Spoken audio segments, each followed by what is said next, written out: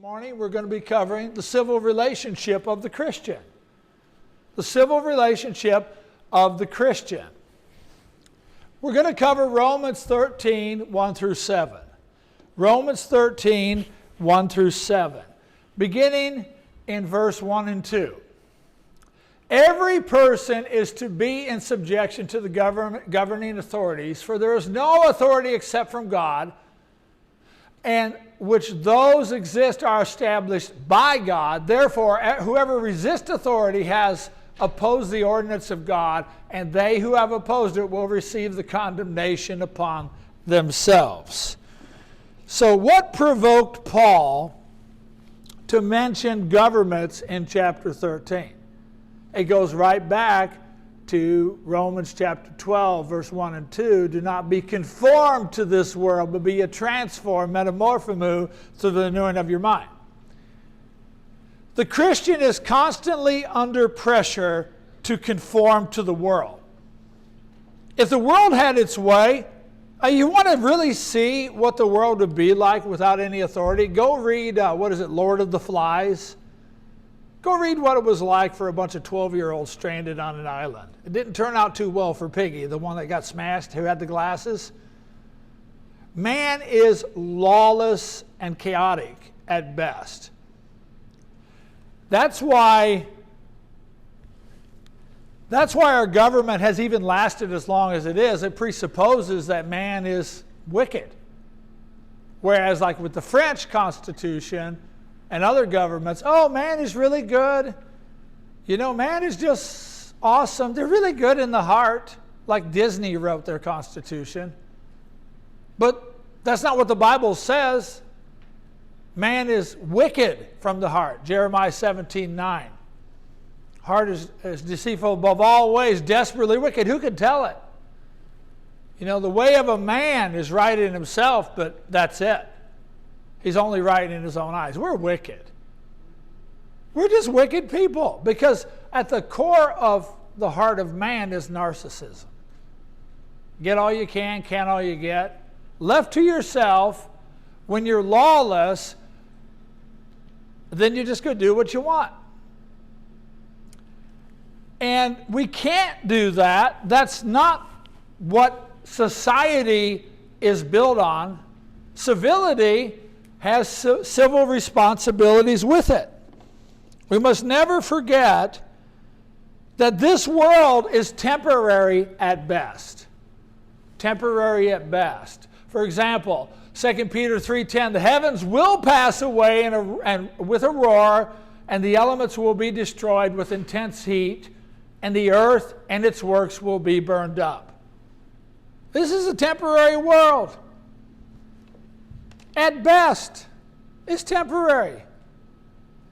What did John say? Love not the world, neither the things that are in the world. If any man loves the world, the love of the Father is not in him. For all that is in the world, the lust of the flesh, the lust of the eyes, and the pride of life are not of the world, or not of the Father, but of the world. And the world passeth away, and the lust thereof, but he that doeth the will of God abideth forever. This is temporary. 2 Corinthians 4:18, the things which are seen are temporal, but the things which are not seen are eternal. This is all temporal. It's passing away. Christians must always be cautious in their efforts to resist the world, end up transferring their anti-world position to an anti-government position. Do you get what I'm saying? We're not to love the world. And the Bible's very, very clear on that. Don't love the world. To the Christian, they get up in the morning, they can, with all conscience, be able to say, you know, I'm not going to let the world influence me today. I'm going to be a Rambo. Somebody tries to lure me away from God, I'm going to be a Rambo. And we're to be passionate. But when you take that passion and you transfer it into I'm going to be anti-government, now you've crossed a line. You're in big trouble at this point. For example, the first century, here's what was going on in the first century. You had Jewish zealots. They began to organize because they didn't like Rome. Rome was a tyrant. Rome would go into a population and say, okay, we're going to beat you up and take your lunch money, and you're going to like it. And nobody's going to like that. And so this zealot group formed. It was really like a political party. And they were an anti-Roman government party. And they would try they had their rallies, they would rile people up to fight against the government. And how that turned out, though, is in 70 AD 70, destruction of Jerusalem. Didn't turn out too well for them. The Jews were exiled by Rome, by Emperor Claudius, and for 5 years they were kicked out because there were a lot of zealots in the Jewish movement. So Rome finally just said, hey, forget it. Get out of Rome. We don't even want you here in the capital. That's where you have Priscilla and Aquila being down in Corinth. They were in the expelling from Rome. That's where Paul met them.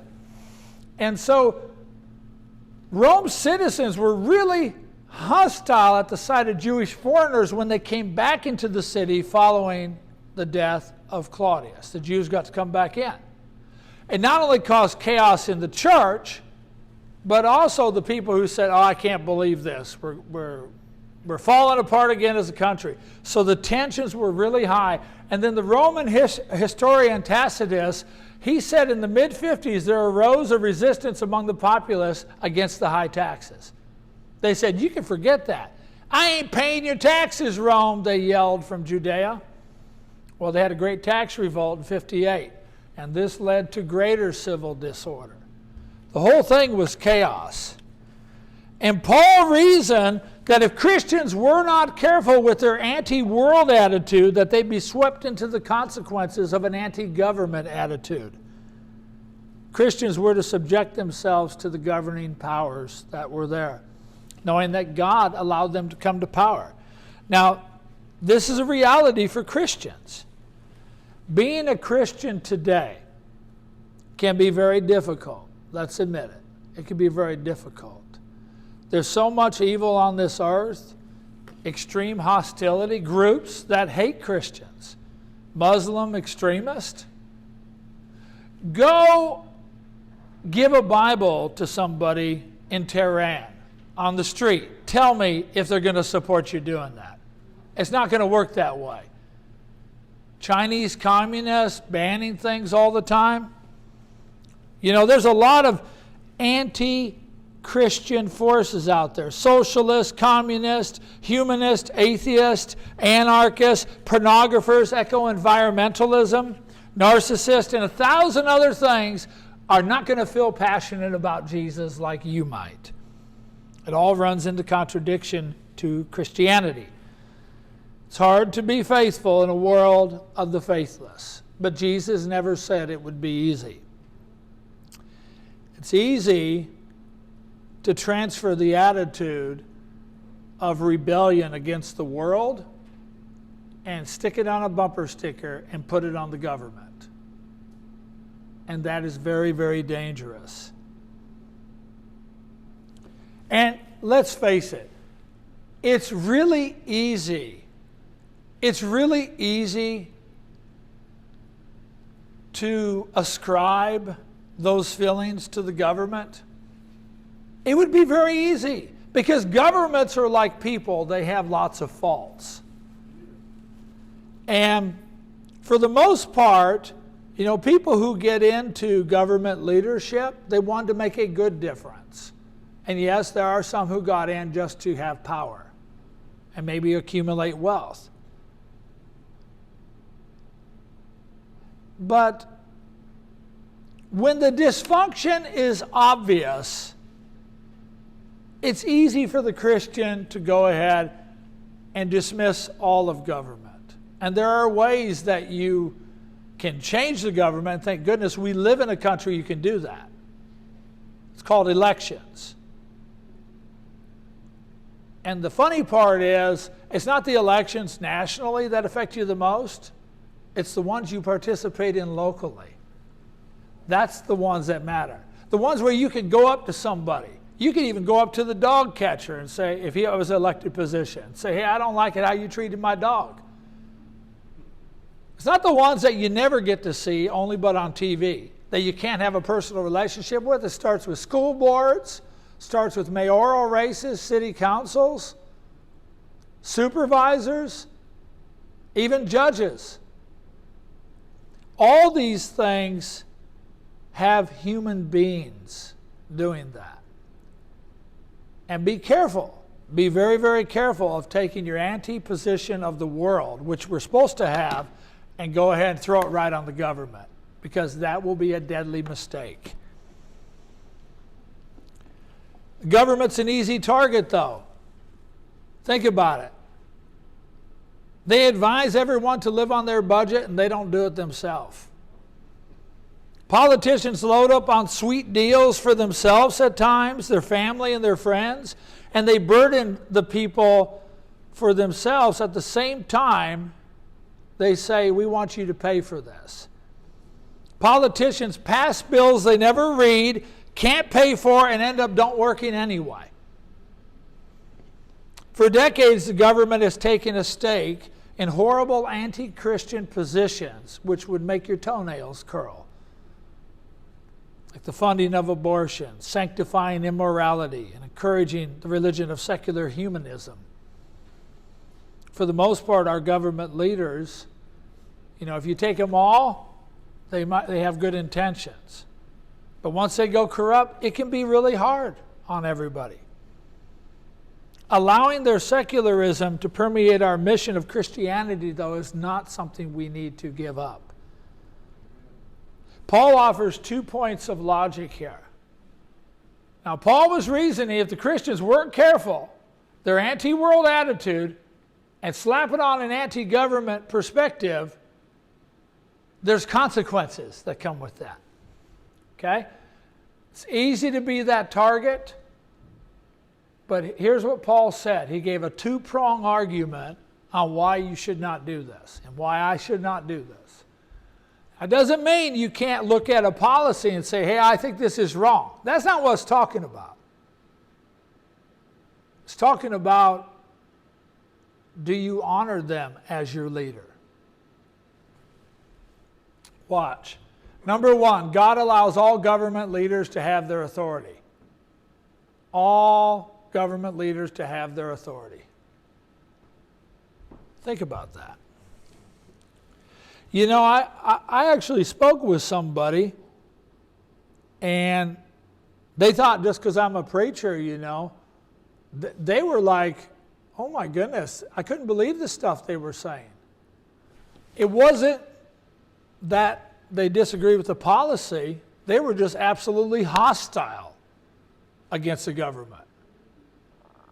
And after they were, I always learned that. I learned this from this dog I had. You remember the clothesline leashes you used to have before PETA said they were bad?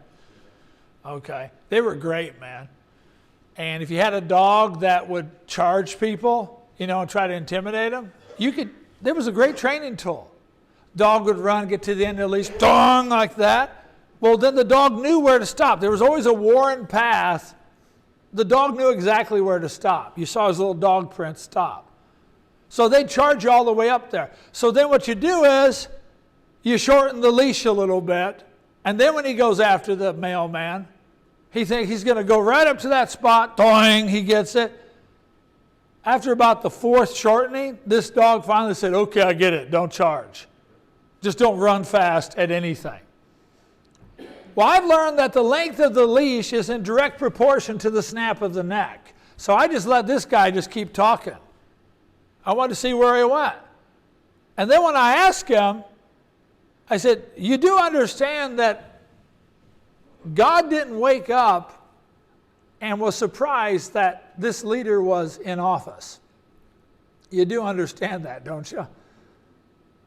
Whoa, yeah. I said, so do you realize that you're not in your actions? You're warring against God at this point.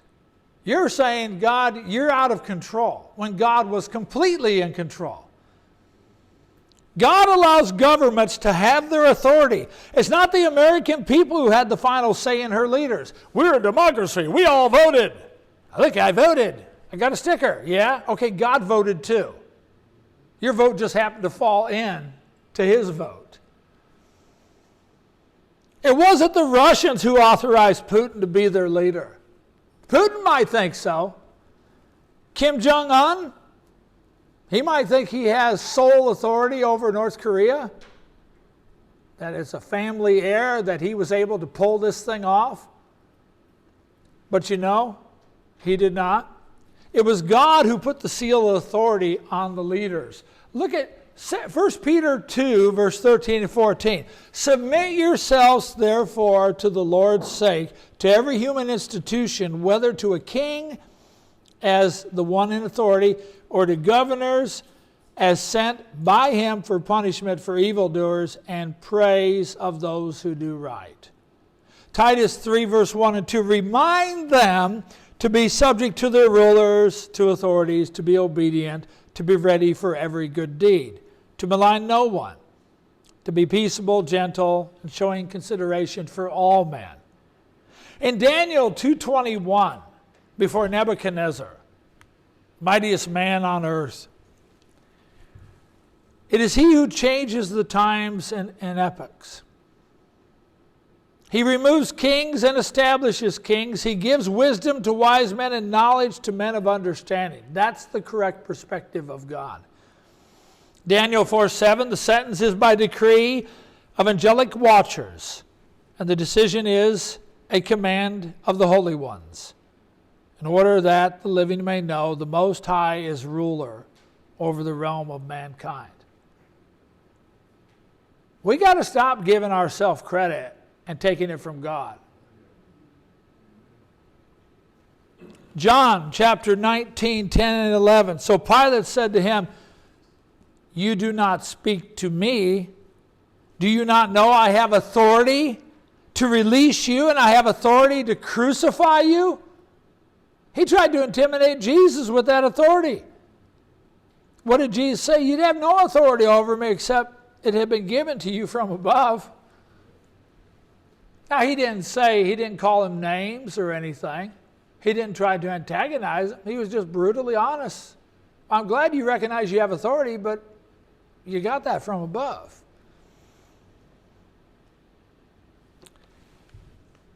All government leaders got their authority from God. Now, there might have been a man, think about it, there might have been a man who appointed somebody. Say, well, I got my appointment from this. If there was a parade marching down the street, and you happen to walk in front of it and start carrying a baton, are you really leading the parade or are you just walking in front of it?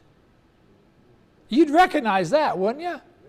Well, recognize the fact that if there's a leader that's up there, don't think that God didn't know how it was going to turn out. You don't think God could have stopped Adolf Hitler? Mao Zedong? Benito Mussolini? Pol Pot? And so that doesn't mean you like what these leaders do. But you have to respect the fact that God saw a purpose. You want to know why the primary purpose the Babylonians were brought out? To spank Israel. When the Israelites said, oh God, I thought you loved us. Yeah, I know, and I'm chastening you right now because you didn't follow me. His ways are higher than our ways. His thoughts are higher than our thoughts, and I'm glad. And that's why in our Constitution, or in the Declaration of Independence, it recognizes that our rights come from God. It doesn't come from man. And the more society attacks God, and I'm just shocked, I've asked some college students before, when I see them protesting or liberalizing, and I ask them that whenever I hear someone young or even older say, I have my rights, I have my rights, I always like to ask them, where do you get those rights from? And they'll say, the Constitution, or they'll say, the Declaration of Independence, Federalist Papers, they'll say something like that. I'll say, well, actually, your rights come from God. See, we always want to keep God out of the factor. Christians don't get that option. You can't say, this is my book, and ignore this fact that God saw fit to see a ruler go into office. He put his seal right on it. And we have to honor that. Second thing is, those who resist the government go against the authority of God. Those are the 2 points Paul is arguing. Before you start transferring your anti-world attitude onto the government, remember, all government leaders have their authority from God, and those who resist the government go against the authority of God. Paul continued, verse 3 and 4, "For the rulers are not the cause of fear for good behavior, but for evil." Do you want to have no fear of authority? That terrifies me. That absolutely terrifies me, that phrase, no fear of authority. And that spirit is growing big in our country. Amen. Nobody's going to tell me what to do. Somebody always tells somebody what to do. People can't keep a job if they have that attitude. They can't keep their marriage together. You know, Mark Twain once had a debate with this Mormon came in and got into an argument with Mark Twain, not the most religious man in the world, but he had a Bible. He was looking at it. And the Mormon took the Bible and says, "You tell me where it says a man can't have 2 wives." And in his ignorance, he opened up to Matthew and he says, "Right here." He looks at it. He says, "No man can have 2 masters." That's what it says. Mormon, he left him alone at that point. But everybody's got authority. You know this spirit of lawlessness, anomia in the Greek, where you shake your fist up to God, and that's really what it boils down to. You're shaking your fist up to God saying, "I'm not going to do what you tell me to do," because it always transfers and goes downhill. This anti-police movement. Did you see that there was a police department that took a picture with a chaplain who had a comfort dog, and they were just celebrating the chaplain's birthday, and Facebook in their algorithm took it down because it triggered certain key words like chaplain and police, put them together, took it down. And then they had no explanation why they had to hurry up and put it back up. Everybody's under subjection of authority to somebody else. I don't care who you think you are. Mark Zuckerberg, all these guys. Jeff Bezos, it doesn't matter how much you make. Well, I saw him. He defies gravity now. He will be subject to somebody because he is. Somebody's always there. We have to understand we live in a civilization, a society. There's civil rule. And if you don't have that, if stop signs don't mean stop, people die. I hate when people say, you can't legislate morality. All legislation is legislation of morality. It's a structured set of beliefs for the betterment of society. Do what is good and you will have praise from the same. Now these are hard words. For it is a minister of God to you for good. But if you do what is evil, be afraid, for it shall also bear, for it does not bear the sword for nothing. For it is a minister of God, an avenger who brings wrath on the one who practices evil. Now, our rulers are authority figures that can bring civility to society. They pass laws which allow us to coexist. And when we interact with the government in an unhealthy way, those laws will carry the consequences. Besides dictatorships, governments in general are structured in a way to provide societal harmony. That's what they are. It's when you know that, there's a certain safety when you know what the boundaries are, and that people will be punished if they cross the boundaries. Without law, there only exists lawlessness. Let's get 3 principles that will help guide us. 3 ways, pretty easy to remember. 3 Christian strategies in coping with the government. We are to pay along. Pay along. Romans 3, 5 through 7, 13, 5 through 7. We're to pay along. Therefore, it is necessary to be in subjection, not only because of wrath, but also for conscience sake. For because of this, you also pay taxes.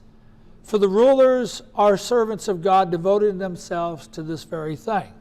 Render to all what is due them, tax to whom tax is due, custom to whom custom, fear of whom fear, and honor to whom honor. Now, as much as we despise taxes, raise your hand if you just love paying taxes. Okay, ready? 1, 2, 3. No calories were burned. Nobody wants to pay taxes, except the rich people who think, oh, well, everybody can go ahead and pay. This always irks me when I hear Warren Buffett or one of these multi-billionaires say, I think we could pay more taxes at being rich. Okay, nobody stopped you from giving all your stuff away. Nobody stopped you. Whenever I hear somebody really super mega rich talk about, well, I think we could pay our fair share, he's trying to reach into society's pocket and destroy the middle class. That's what they're trying to do.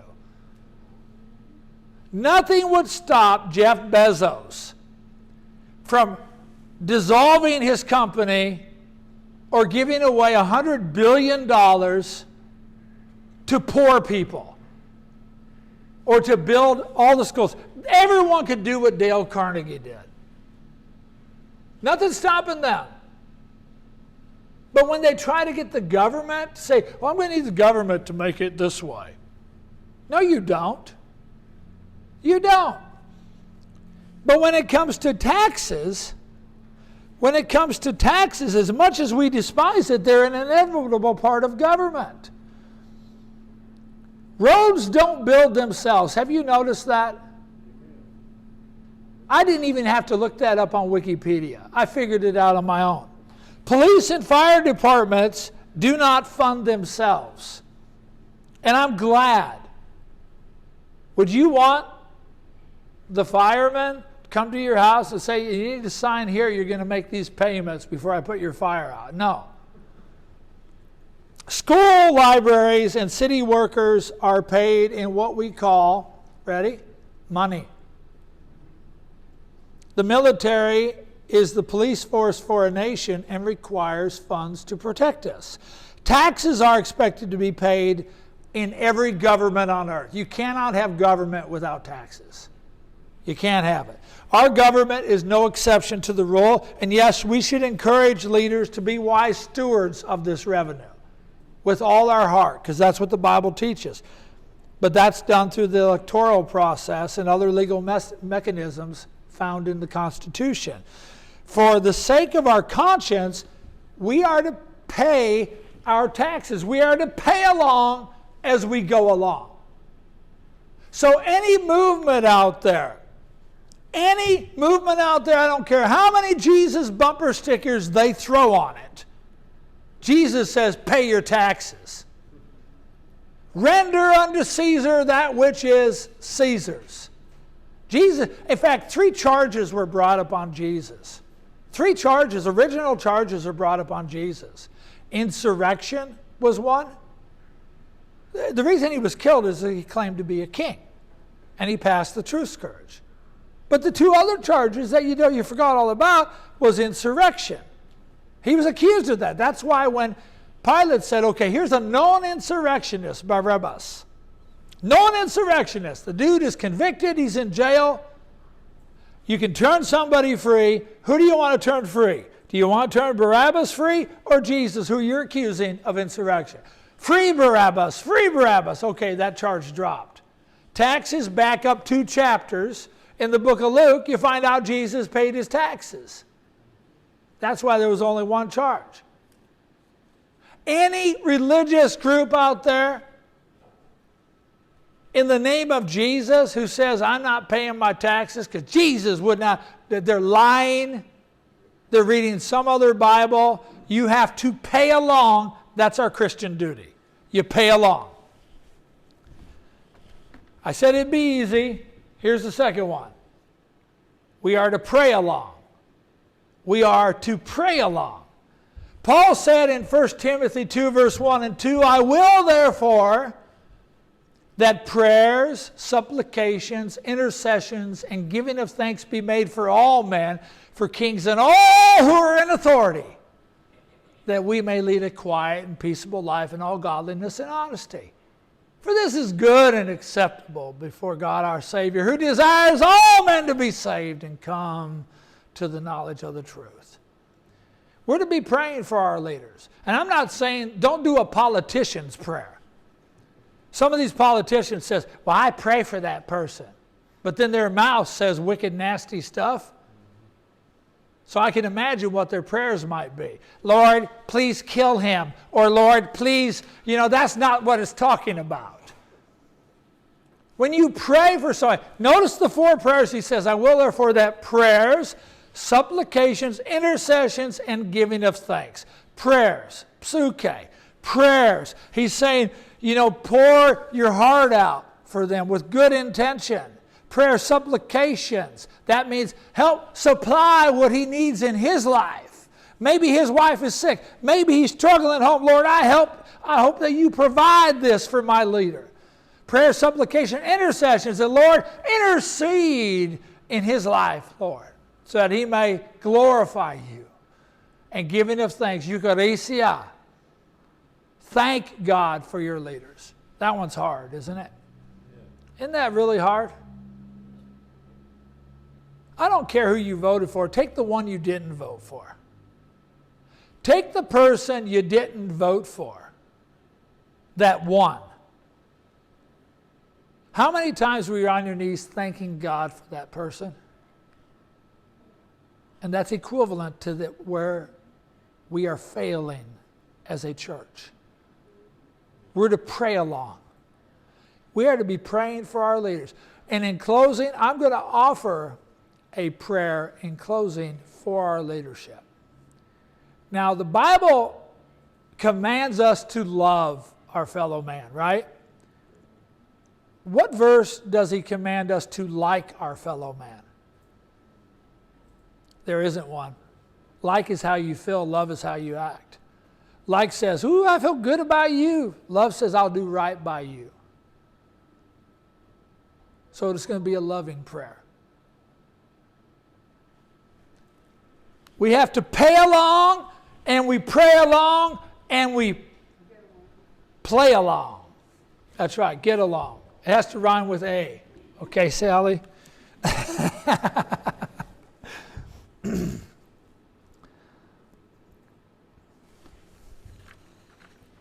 Matthew chapter 5, 13 through 15. Jesus says, you are the salt of the earth.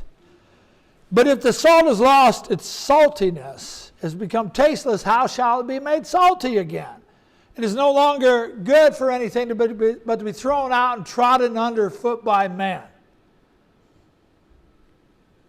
He says, you are light of the world. A city set upon a hill cannot be hidden, can it? No, you put it on the lampstand so that all may see. Let your light so shine before man that they may see your good works and glorify your Father in heaven. There's some times you have to get along. That you're not going to be able to be all starched up. Just to accomplish it. Jesus would later say, if someone compels you to go a mile, give them 2. In the Roman days, how the Romans would do it, and exactly what he's talking about is, on the Sabbath, you could only go 9/10 of a mile. So what the Roman guards would do, the soldiers when they come in, just to be mean, they'd compel a Jew to pick up their backpack and carry it a full mile so they'd violate the Sabbath. And this drove the populace crazy. How dare we do that? You can't do that. It was part of that anarchist movement they had called the Zealots. What did Jesus say? If someone compels you to go a mile, what are you supposed to do? Go 9/10? Give him 2. Give him 2. Why?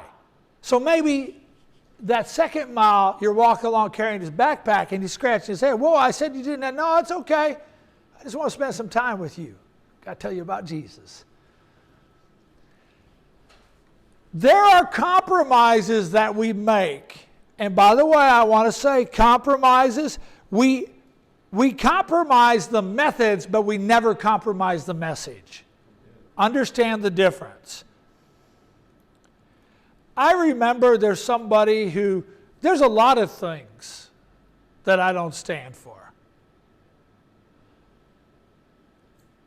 But if you nitpick every little single thing to the exclusion of the gospel of Jesus Christ, it's not up to me to unpack their luggage. Let Jesus help them. He's an expert at it. If you have a difference with somebody, you know, you remember down a few years back, Chick-fil-A, they had a immoral movement targeting them because they wouldn't give money to fund their movement. And they petitioned them. I mean, they were going to have this big thing on it. I was in Pennsylvania at the time. We had a Chick-fil-A. I knew the owner of it, of the franchise, Brian. And I didn't even know that was coming. I went down to get my regular Chick-fil-A. The line was a mile long, no kidding, wrapped all the way through the complex. Cars triple formed all the way around it.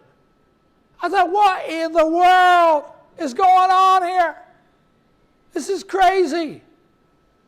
And so I parked my car back up at the house and walked down. I just walked a mile down.